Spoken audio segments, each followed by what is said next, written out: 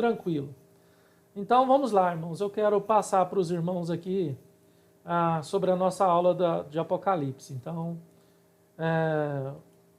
vou transmitir, os irmãos vão acompanhando aqui do lado.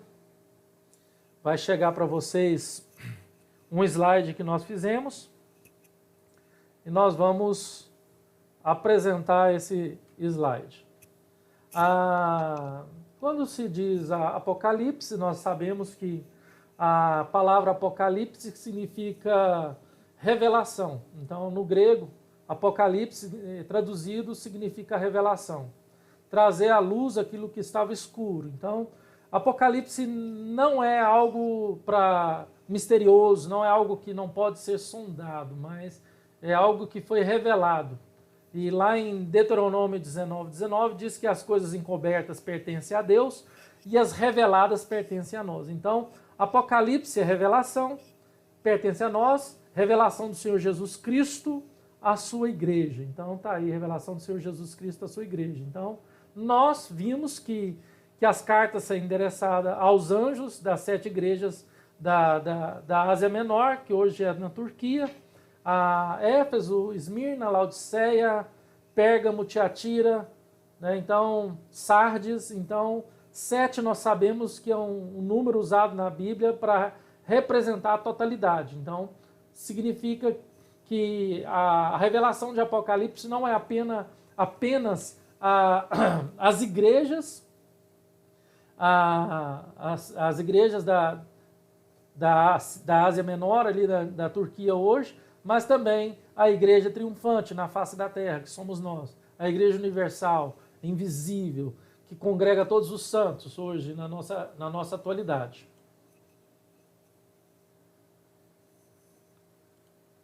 Vamos passar o slide.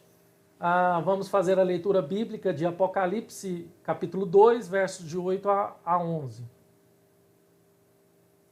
Ao anjo da igreja em Esmirna, escreve: essas coisas diz o primeiro e o último, o que esteve morto e tornou a viver. Conheço a tua tribulação, a tua pobreza, mas tu és rico. E a blasfêmia dos que a si mesmos se declaram judeus e não são, sendo antes sinagoga de Satanás. Não temas as coisas que tens de sofrer. Eis que o diabo está a lançar em prisão alguns de vós, para vos ser dispostos à prova, e tereis tribulação de 10 dias. Sê fiel até a morte, e dar-te-ei a coroa da vida. Quem tem ouvidos, ouça o que o Espírito diz às igrejas. O vencedor, de nenhum modo, sofrerá dano da segunda morte. Parece que eu estou perdendo a minha voz. Eu já dei aula mais cedo para os irmãos do Hangout Meet, e agora estou voltando a dar aula novamente pelo YouTube, para deixar gravado e para que alguém quiser acompanhar, pode acompanhar. Então, o tema da quarta aula, a igreja de Esmirna. Eu sou o alfa, o princípio, o ômega, o fim, aquele que é, que era e que há de vir. Então, nós sabemos que é Jesus Cristo. Coloquei um mapa para situar bem os irmãos, pode acompanhar o mouse. Aqui nós percebemos a Itália, está aqui a Itália. Se você desce aqui a Itália e vem pelo mar Mediterrâneo, aqui está a ilha de Patmos, aqui está Éfeso, a igreja que nós estudamos na semana passada, aqui está Esmirna, logo acima. Tá bom, irmãos? Carta à igreja de Esmirna, é o que vamos estudar hoje.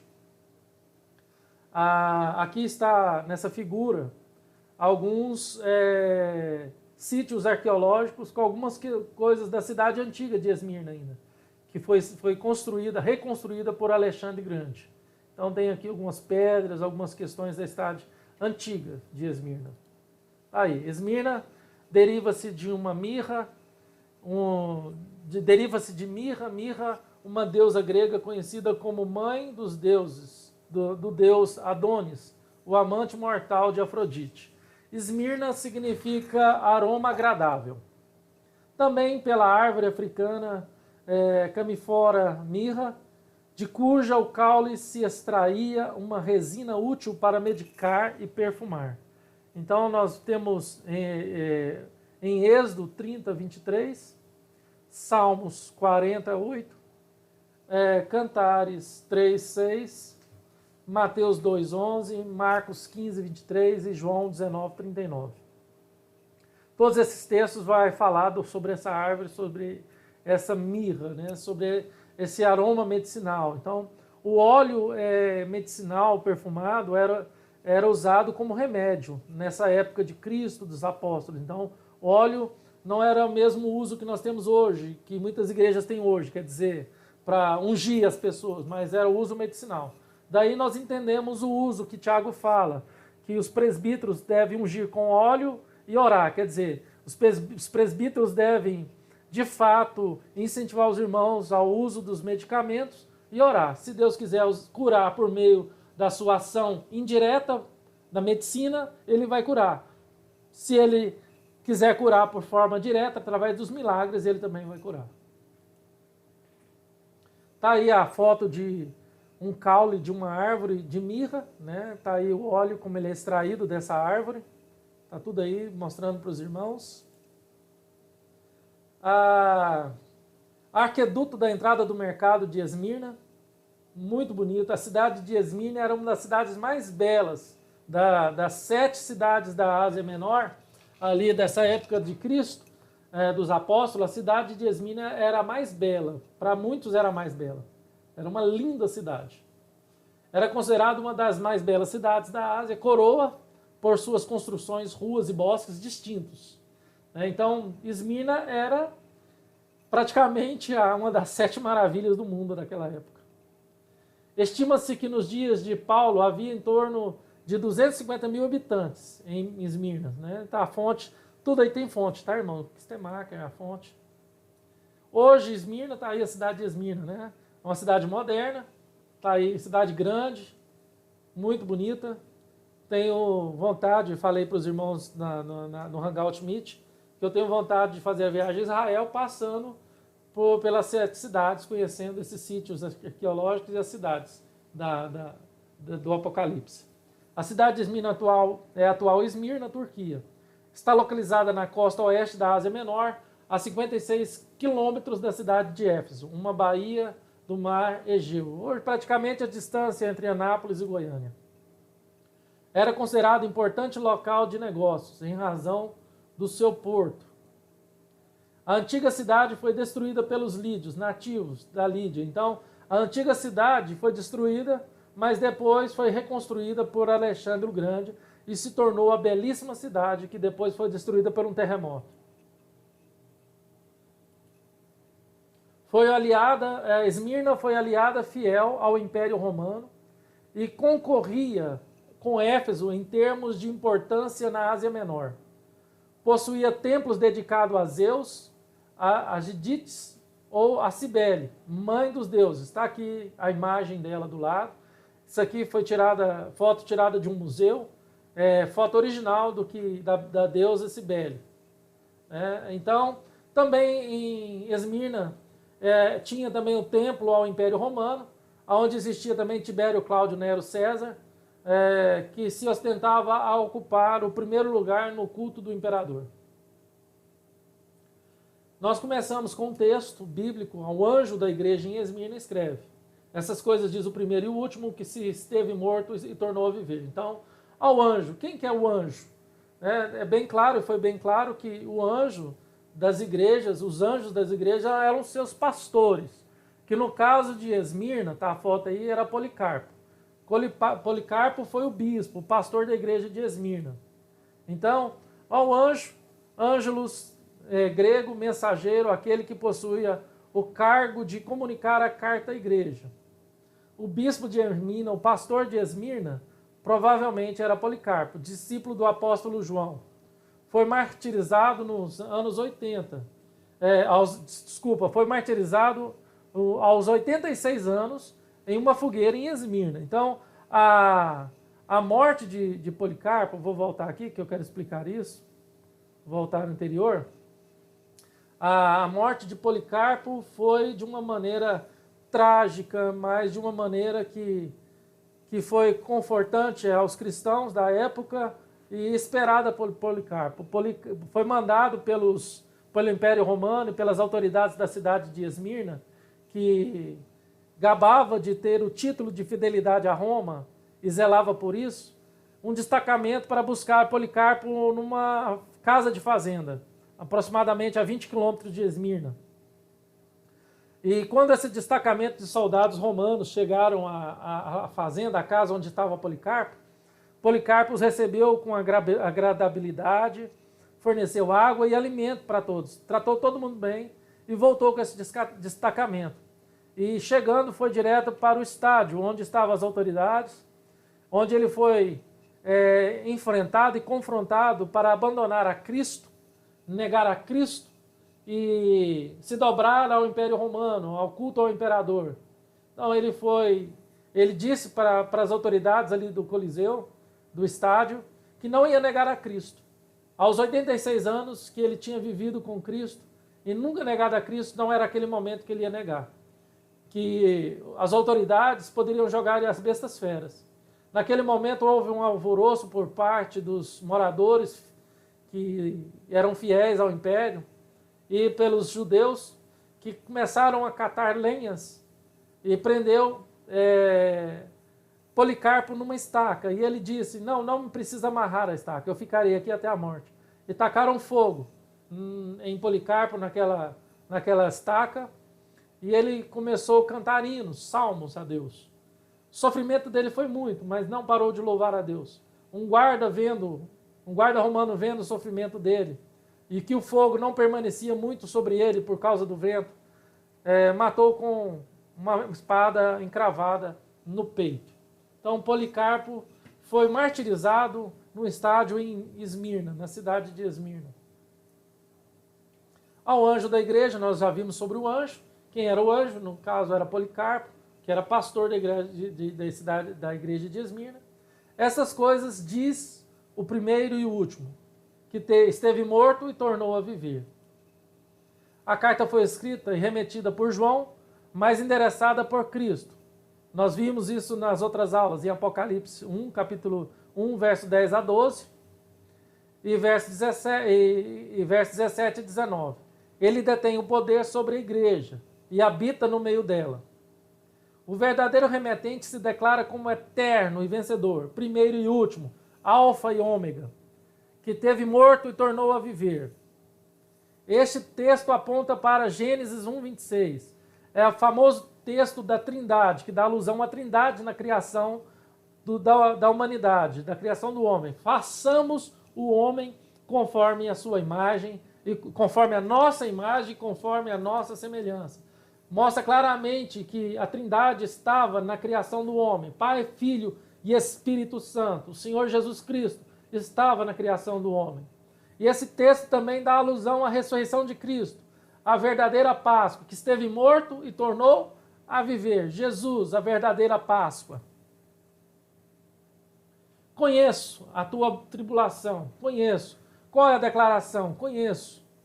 Jesus conhece tudo o que acontece na igreja. Este fato é a fonte de muito conforto. Uma das nossas grandes necessidades nas tribulações é alguém com que Jesus partilha essa verdade. Jesus conhece as nossas aflições, porque anda no meio dos candeeiros. Sua presença nunca se afasta. Temos aqui a figura de Jesus em meio aos candeeiros, né? Em meio às 7 igrejas. Jesus está presente no meio da igreja. A nossa vida não está solta ao léu. Nosso Senhor não dormita nem dorme. Ele está olhando para você. Ele sabe o que você está pensando. Ele conhece a sua tribulação. Ele sabe das suas lutas. Ele sabe das suas lágrimas. Ele sabe Ele sabe que diante dos homens você é pobre, mas ele sabe os tesouros que você tem no céu. Jesus sabe das calúnias que são atacadas contra você. Ele sabe o veneno das línguas mortíferas que conspiram contra você. Ele sabe que somos pobres, mas ao mesmo tempo somos ricos. Ele sabe que somos entregues à morte, mas ao mesmo tempo temos a coroa da vida. Jesus, ele conhece a sua igreja. Jesus, ele está no meio da sua igreja. Jesus, ele está presente entre nós, sabe do nosso sofrimento e das nossas angústias. Ele conhece, ele vê tudo, ele sabe de tudo. Conheço a tua tribulação. A ideia de tribulação é de um aperto, um sufoco, um esmagamento. A igreja estava sendo espremida debaixo de um rolo compressor. A expressão, a pressão dos acontecimentos pesava sobre a igreja e a força das circunstâncias procurava forçar a igreja a abandonar a sua fé. Irmãos, isso é uma realidade. Os sofrimentos, as tribulações, eles querem forçar as pessoas a abandonar a fé. Eles querem forçar as pessoas a abandonar a sua fé verdadeira. Então, a tribulação muitas vezes vem com esse sentimento de sufocamento, esmagamento. Os crentes em Esmirna estavam sendo atacados e mortos. Eles eram forçados a adorar o imperador como Deus. De uma única vez lançaram do alto do monte de Pargos, em Esmirna, 1.200 crentes. Da outra feita, lançaram 800 crentes. Os crentes estavam morrendo por causa da fidelidade à sua fé a Cristo Jesus. Como entender o amor de Deus no meio da perseguição? Como entender o amor do Pai pelo seu Filho quando o entregou como sacrifício? Onde é sacrificado o amado, o amor se oculta. Isso é a sexta-feira da paixão. Não ausência, mas ocultação do amor de Deus. Na sexta-feira da paixão, quando tudo se calou, quando Jesus ainda não estava ressuscitado, não houve a ausência do amor de Deus, mas ocultação do amor de Deus. Porque era uma expectativa daquilo que ia acontecer no domingo de Páscoa. Jesus iria ressuscitar, como ressuscitou e venceu a morte. Conheço a tua tribulação, a tua pobreza, mas és rico. Então, se vocês prestam atenção, irmãos, eu falei no Hangout Meet para os irmãos da sala de aula, eu estou sublinhando a parte que eu vou trabalhar no texto. Que pobreza era essa? De que Jesus estava falando?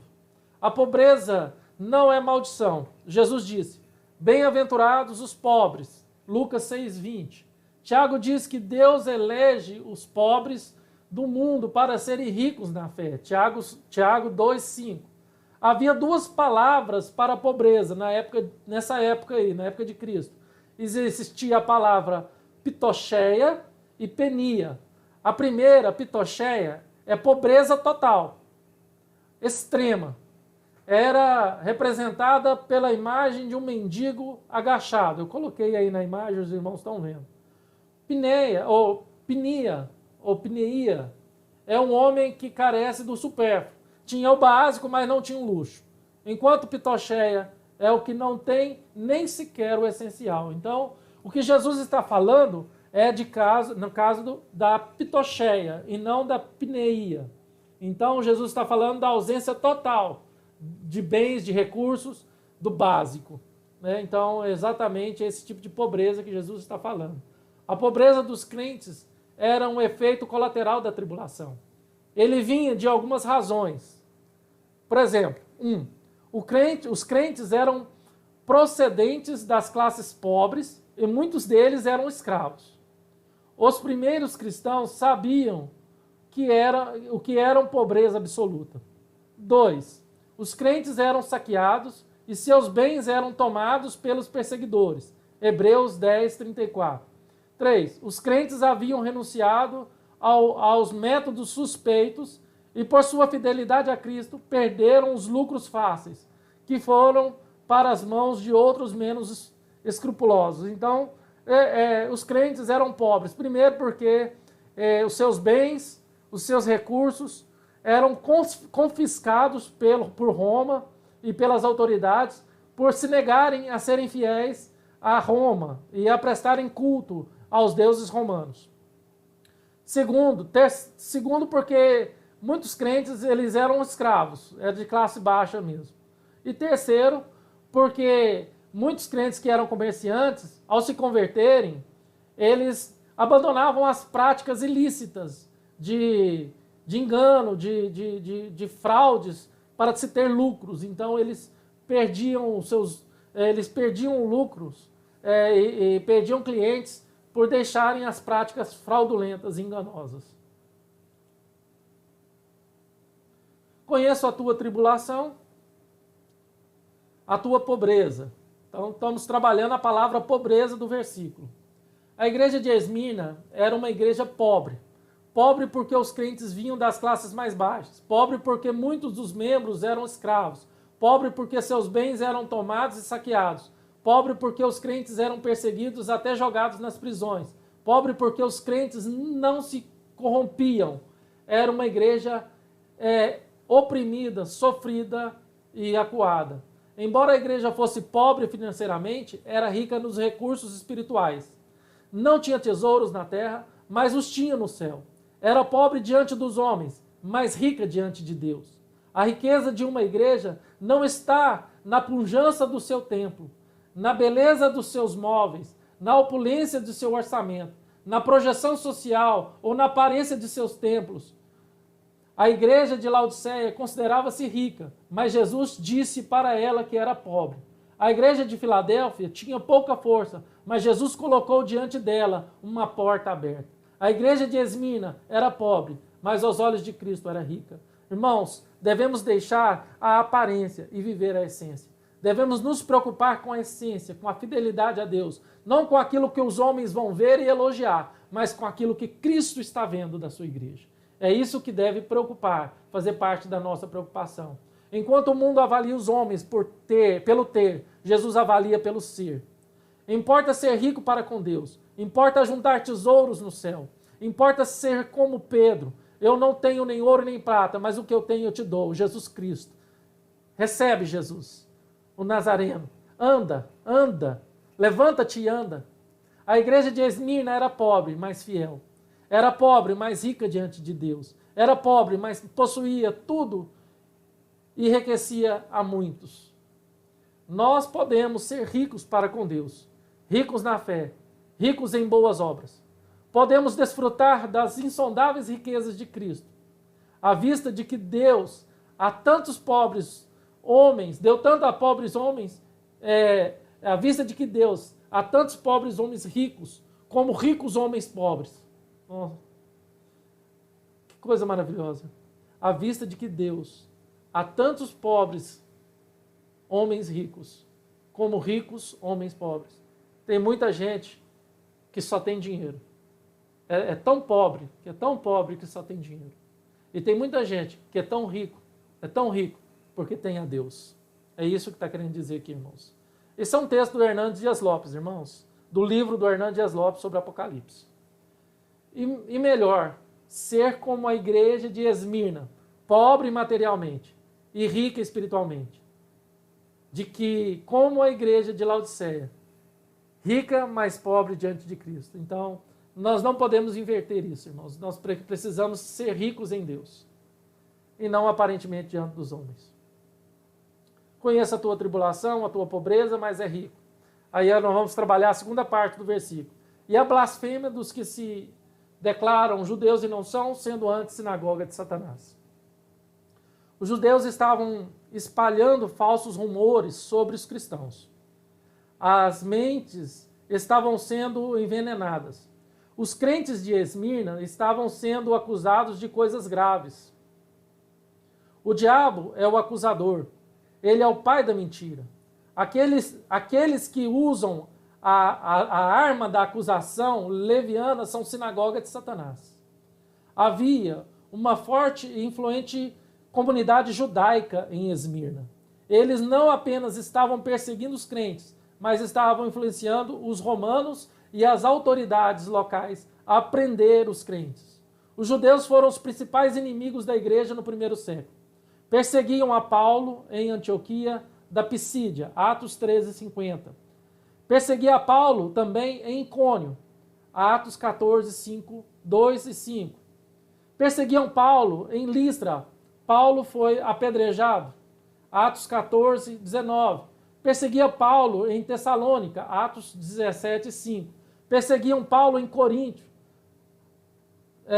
Atos 18, 6.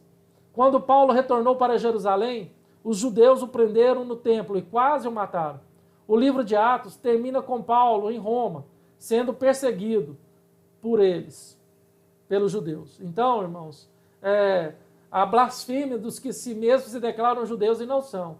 Eles se achavam judeus, mas não eram. Eram sinagogas de Satanás.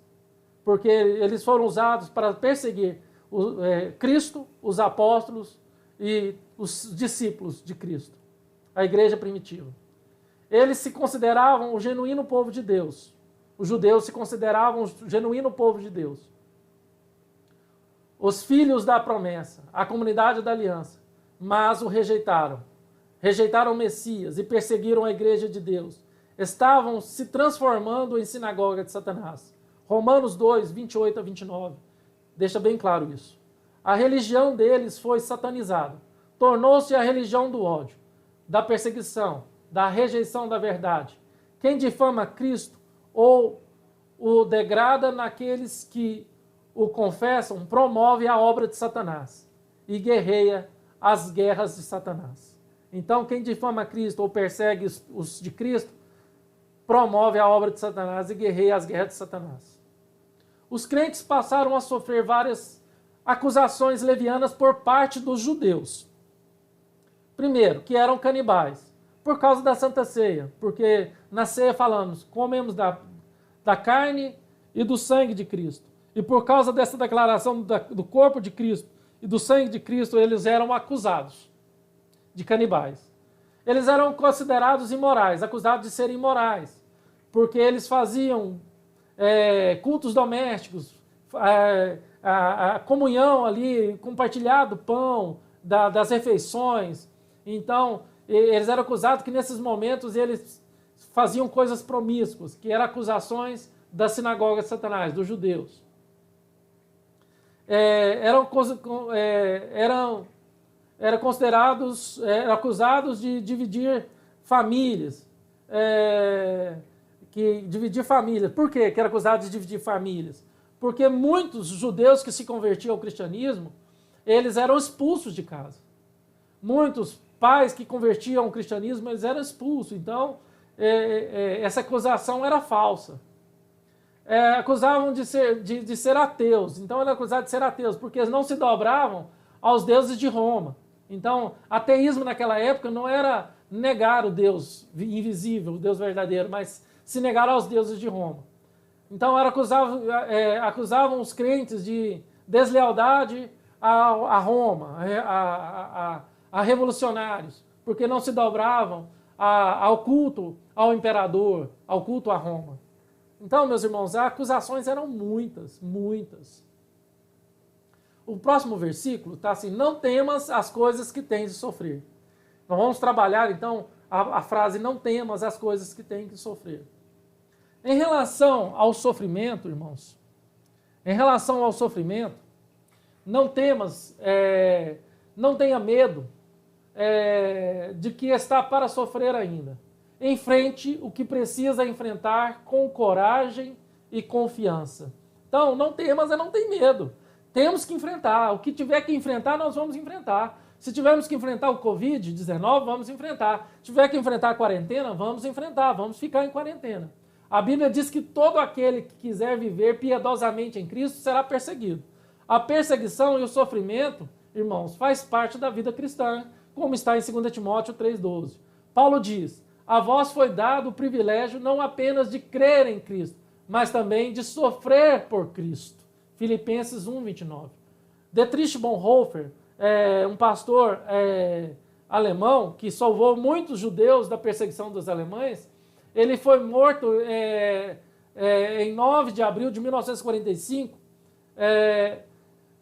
Ele sofreu muito também. E ele diz que o sofrimento é o sinal do verdadeiro cristão. Enquanto estamos aqui, muitos irmãos nossos estão sofrendo em várias partes do mundo onde são perseguidos, principalmente nos países fechados, por religiões extremistas. Jesus controla tudo o que sobrevém à sua vida. Então, sabemos que Jesus está no meio da sua igreja, ele caminha entre os 7 candelabros de ouro, entre a igreja. Nenhum sofrimento pode nos atingir, exceto com a sua expressa permissão. Ele adverte os crentes de Esmirna sobre o que está por acontecer. Ele fixa um limite aos seus sofrimentos. Jesus sabe quem está por trás de todo o ataque à sua vida. O inimigo que nos ataca não pode ir além do limite que Jesus estabelece. A prisão será breve. E Jesus diz: não temas as coisas que tens de sofrer. 3 verdades estão aqui presentes. A primeira é que o sofrimento é certo. A segunda é que será limitado. E a terceira é que será breve. Irmãos, primeiro Jesus disse que não devemos temer. Não devemos temer o ataque do inimigo, não devemos temer o Covid-19, não devemos temer o isolamento, devemos nos confortar nessas palavras de Cristo. Assim como aconteceu com Jó. Deus diria para o diabo em Esmirna: até aqui e não mais. Deus dá um limite para o diabo. Até aqui e não mais. O diabo só pode ir até onde Deus permite. Quem está no controle de nossa vida é o Rei da Glória. Não tenha medo de nada. Não tenha medo de nada. Não temas as coisas que tem de sofrer. Nós já trabalhamos. Agora nós vamos trabalhar a segunda parte do versículo. Eis que o diabo está para lançar em prisão alguns dentre vós, para ser disposto à prova. Então, vamos entender isso, irmãos. Prisão. Alguns crentes de Esmirna estavam enfrentando a prisão. A prisão era a antessala do túmulo. Os romanos não cuidavam de seus prisioneiros. Normalmente, os prisioneiros morriam de fome, de pestilência ou de lepra. Vistas de uma janelinha, um elevado apenas, de longe. Eles eram vistos de longe. Colocados na prisão para morrer sem nada, à míngua. Os crentes estavam prestes a serem levados levados à banca dos seus testes. Então, era a banca dos testes de Deus. Deverá ser testada a sua fidelidade. Mas Deus é fiel e não permite que sejamos tentados além das nossas forças. Ele supervisiona nosso teste. Sabe, irmãos, não somos tentados além das nossas forças. Esses irmãos que morreram à míngua nas prisões, Deus deu força para eles morrerem à míngua nas prisões. Deus deu força para eles. Eles não foram tentados além das forças deles. Eles foram confortados por Deus. A intenção do inimigo é destruir a fé, destruir a nossa fé. Mas o propósito de Jesus é provar a nossa fé. Os judeus eram furiosos. O diabo está por trás do aprisionamento. Mas quem realiza seus propósitos é Deus. O fogo das provações só consumirão a escória, só queimará a palha, porém tornará você mais puro, mais digno, mais fiel. Jesus estava peneirando a sua igreja para arrancar dela as impurezas. O nosso adversário tenta para destruir. Jesus prova para refinar. Precisamos olhar para além da provação, para o glorioso propósito de Jesus. Precisamos olhar para além do castigo, para o seu benefício. Exemplo, Davi falou, foi-me bom passar por aflição, para aprender os decretos de Deus. Foi-me bom passar por aflição, Davi falou. O Senhor não poupa da prisão, mas usa a prisão para fortalecer você. Deus usa o sofrimento para te fortalecer. Deus usa a provação para te fortalecer. Ele não nos livra da fornalha, mas nos purifica nela. Vamos trabalhar a outra parte? Tereis tribulação de 10 dias. Tereis tribulação de 10 dias, o versículo fala. A igreja de Esmirna seria perseguida por 10 dias. Apocalipse 2, verso 10. A besta que emerge do mar, vamos entender o simbolismo do 10, tá, irmãos? Do dígito 10, do numeral 10. A besta que emerge do mar tem 10 chifres e 10 diademas. Apocalipse 13, versículo 1. A grande prostituta está montada numa besta com 10 chifres. Apocalipse 17, verso 3. Os 10 chifres apresentam os 10 reis ao lado das forças do mal. Apocalipse 17, verso 12. O exército do mal é de 20 1000 vezes 10 milhares. Apocalipse 9, verso 16. O dragão fica preso por 1000 anos. 10 vezes 10 vezes 10. Em relação ao futuro e à prova, aqui temos uma indicação de tempo dessa tribulação. 10 dias. Não se trata de uma referência literal, mas simbólica. E se relaciona à intensidade e à abrangência da perseguição da igreja. Na simbologia apocalíptica, 10 está relacionado ao aspecto perverso e maligno. É o Leandro Lima, do material que ele nos deu lá no mestrado, no Jumper, foi professor nosso, falando sobre Apocalipse. Então, o 10 significa a intensidade da maldade. O 10 significa a intensidade da maldade, tá, irmãos? Significa, é um número mau, é o número da maldade. O 10 na Bíblia, em Apocalipse, é o número da maldade, tá bom? Ser fiel até a morte, eu dar-te-ei a coroa da vida. O que isso significa? Ser fiel até a morte e dar-te-ei a coroa da vida. Em relação à fidelidade e recompensa. O terceiro conselho é claro. Seja fiel até a morte. Ou seja, resista aos sofrimentos, mantendo a fé e o testemunho a favor de Jesus Cristo, mesmo diante das ameaças e eminente morte. Deus não é devedor de ninguém, mas recompensa, não a vida eterna conquistada por Cristo, mas na vida eterna. A recompensa não é a vida eterna conquistada por Cristo. A recompensa está na vida eterna que foi conquistada por Cristo para a sua igreja, para nós que fazemos parte da igreja. Então, como que será essa recompensa? Primeiro, através de uma coroa incorruptível. 1 Coríntios 9, 25. Não será corrompida, não lhe será tirada, não nos será tirada. Segundo, a coroa da alegria, em 1 Tessalonicenses 2, 19. A coroa da alegria, uma alegria infinda, uma alegria suprema, uma alegria eterna, uma alegria maravilhosa. Lá não haverá choro, lá não haverá pranto, lá não haverá lágrimas, lá não haverá tristeza, depressão, angústia, só alegria. A coroa da justiça, 2 Timóteo 4, 8. A nossa justiça estará na glória. Estaremos absorvendo e vivendo essa justiça de Deus na glória. Coroa da glória, glória. Falamos glória várias vezes, né? Então, essa coroa da glória, nós viveremos a glória de Deus na vida eterna. Viveremos essa glória. Essa glória é excelsa, essa glória é sublime, essa glória é suprema, verdadeira, real. Viveremos na eternidade. A coroa da vida. Não teremos mais medo da morte. Tiago 1, 12, Apocalipse 2, 10. Viveremos eternamente. A vida que Deus tem para cada um de nós. Quem tem ouvidos, ouça o que o Espírito diz à igreja. Esse é um chamado amoroso para ouvir o que o Espírito Santo está ensinando às 7 igrejas. Esse é um chamado amoroso para ouvir aquilo que o Espírito Santo está dizendo à nossa igreja hoje, a mim e a você. A tradução literal diz: o que tiver ouvido, ouça o que o Espírito fala às assembleias. Notamos que o substantivo ouvido se encontra no singular, mas que o Espírito diz às igrejas. Deus fala às suas igrejas, por meio do Espírito Santo. Venhamos ouvir. Cada igreja tem necessidade de um sopro especial do Espírito de Deus. A palavra para a igreja de Esmina era: considerem-se candidatos à vida. Sob tribulação, pobreza e difamação, continuem fiéis.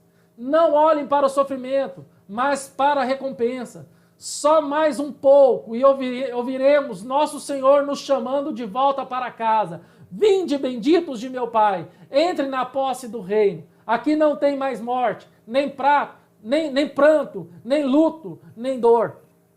Glória a Deus, irmãos. Quem tem ouvidos, ouça o chamado. Quem tem ouvidos, ouça o que o Espírito diz às igrejas. Seremos fiéis, devemos ser fiéis até a morte, para que venhamos ouvir: vinde, benditos de meu Pai, entrem na posse do reino. Vinde, benditos de meu Pai, entrem na posse do reino. Quem tem ouvidos, ouça o que o Espírito diz à igreja: o vencedor de modo nenhum sofrerá dano da morte, da segunda morte. O que quer dizer segunda morte? O vencedor é aquele que aquele a quem Deus deu a graça de resistir e vencer o mal, perseverando até o fim. Esse é vencedor, aquele que persevera até o fim, aquele que resiste até o fim. Esse é vencedor. Este, portanto, receberá a coroa da vida, ou seja, de nenhum modo sofrerá o dano da segunda morte. Não sofrerá o dano da morte eterna. Passaremos pela primeira morte, mas a segunda morte nós não passaremos, que é o lago que arde como fogo e enxofre. A perdição eterna, o sofrimento eterno. A primeira morte se refere à morte física. A segunda morte, a separação eterna de Deus, como está em Apocalipse 26, o lago que arde como fogo e enxofre. Concorda com essa interpretação William Hendricks, o material base que nós estamos usando. De acordo com Simon Kistemaker, os santos podem sofrer a morte física às mãos de seus perseguidores, mas nunca serão separados de Deus. Em contraste, os ímpios serão lançados no lago de fogo, Apocalipse 20:14, e sofrerão a morte eterna. Isso significa que não sofrerão a extinção, mas sim um castigo sem fim. Kistemaker, está aí a referência. Podemos enfrentar a morte até o martírio, mas escapamos do inferno, que é a segunda morte. E entraremos no céu, que é a coroa da vida. Podemos precisar ser fiéis até a morte, mas então a segunda morte não poderá nos atingir. Podemos perder nossa vida, mas então a coroa da vida será nos dada. Amém? Glória a Deus. Irmãos, esse é o estudo da carta da igreja de Esmirna. Deixa eu voltar aqui para a webcam. Esse é o estudo da carta à igreja de Esmirna.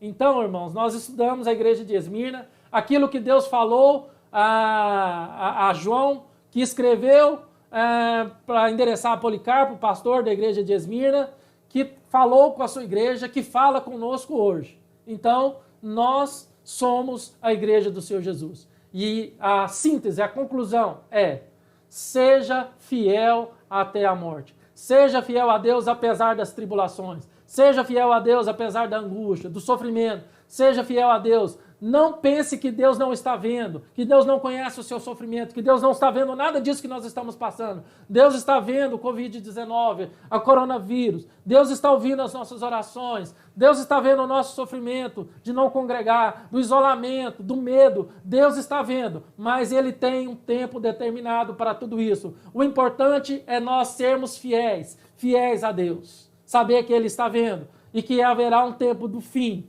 para esse sofrimento que nós estamos vivendo. Seja fiel, porque a coroa da vida está reservada a nós, em nome do Senhor Jesus Cristo. Deus te abençoe, Deus te guarde.